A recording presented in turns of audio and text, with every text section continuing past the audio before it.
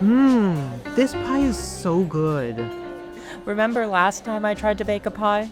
Oh my god, yeah, it was completely raw on the bottom. Wait, I forgot. You had your bottom surgery recently, right? Yeah, I did. 6 months post-op. Really, already?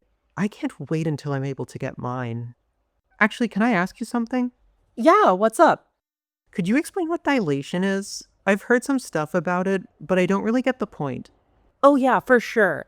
Dilation is how you maintain the depth and width of your vagina after surgery. Without dilation, the lining of the vaginal canal tends to shrink. Oh, okay. How does it work? Ugh, it's a whole routine.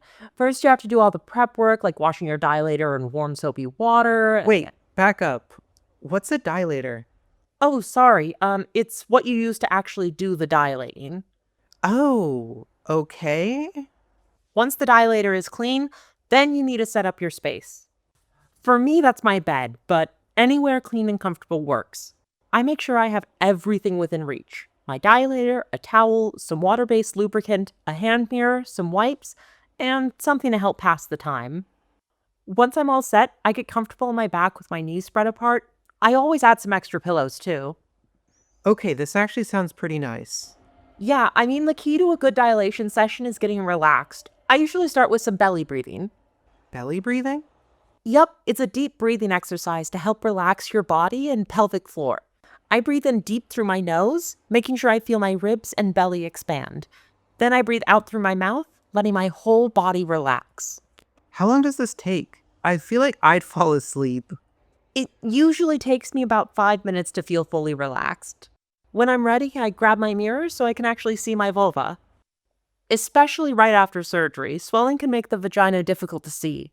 It's also possible to have some wound separation around the vagina. Ugh, that's terrifying. Yeah, it's definitely not pleasant, but it's super important to dilate no matter what it looks like.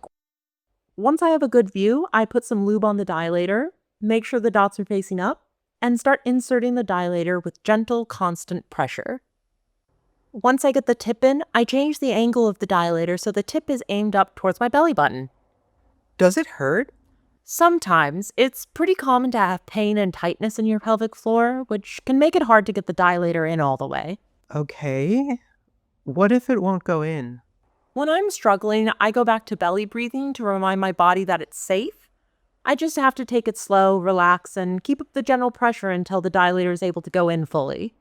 How do you know you're all the way in? That's what the white dots on the dilator are for. For me, I know I'm at full depth when I can see only 2 dots left. Oh, okay. So do you just leave it in there? Yeah, once the dilator is in, you just hold it in place for 15 minutes. I'm also working up in size right now. Once you're able to dilate easily with the smallest dilator, you can start introducing the next size up. Wait, do you have to do 15 minutes for every size? No, you just have to dilate at full depth for at least 15 minutes. Like right now, I'm working up from medium to large. I start with 15 minutes with the medium size at full depth, then 5 minutes with the large one as far as it will go. Once I can get the large dilator in all the way, I'll switch the times, 5 with the medium and 15 with the large dilator. Once all the time's up, that's it. Really, that's it? You don't just leave it in, right?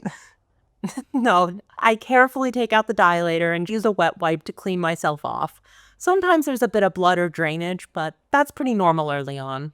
Is there anything you can do about that? A shower is always nice, and I find it's a good idea to wear a panty liner afterwards. I also like to keep a record to track any changes. Do you have to do anything special with the dilator? Not really. You just wash it again and put it away until next time. And then that's it? Oh, it's also a good idea to use the washroom after dilating so you don't get a UTI. Then that's it. And you have to do this every day? Yeah, most people start out dilating 3 times a day. Geez, that's like a full-time job. Yeah, it is. Luckily, that doesn't last forever. You don't have to do it as often as time goes on. Like, once I'm a year post-op, I'll only have to dilate once a week. Okay, good. How do you keep up with all this? I won't lie, it's super challenging. I think creating a solid routine is the most important thing. I like to think of it this way. I need to prepare my space, mind, and body. take it slow and steady, and keep my routine as consistent as possible. That way it doesn't feel so overwhelming. Wow, okay. That was really helpful, thanks. No prob, and I'm always here if you need help in the future. All the work is worth it if you ask me, though. Cheers to that!